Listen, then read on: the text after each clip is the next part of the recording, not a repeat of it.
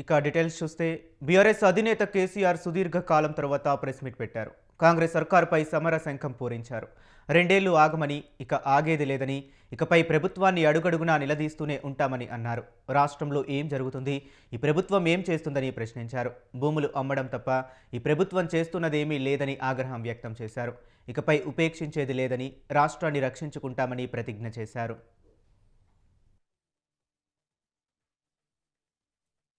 ప్రభుత్వం ఉందా? నిద్రపోతున్నారా? ఇంతసేపు రియల్ ఎస్టేట్ దందా తప్ప ఇంకోటి లేదా?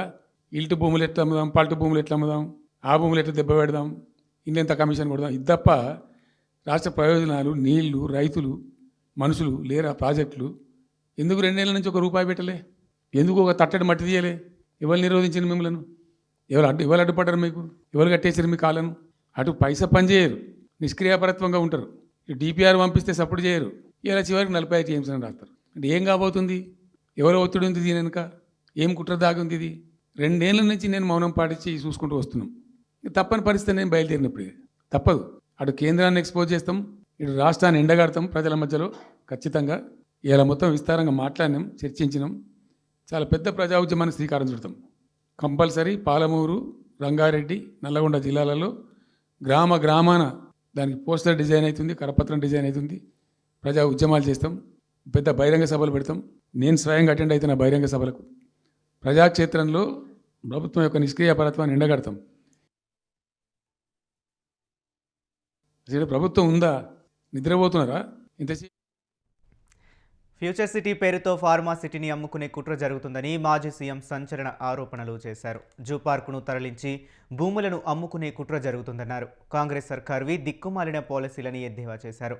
రియల్ ఎస్టేట్ దందా తప్ప ఏమీ పట్టదా అని, విద్యార్థులను సాకలేని వాళ్ళు ఫ్యూచర్ సిటీ కడతారా అని అన్నారు.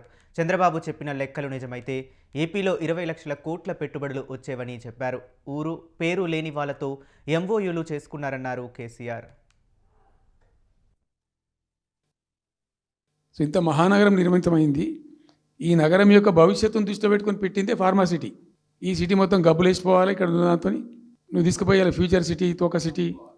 ఏందన్నట్టు ఇది? అన్ని దిక్కుమాలిన పాలసీలు, రియల్ ఎస్టేట్ బ్రోకర్ దందా తప్పితే ఇంకోటి లేదు. అన్నీ కనబడతాయి మనకు. హైకోర్టులో కేసు ఉంది. హైకోర్టులో ఈ ప్రభుత్వం ఏం చెప్తుంది? లేలే ఫార్మా సిటీ ఉంటుంది.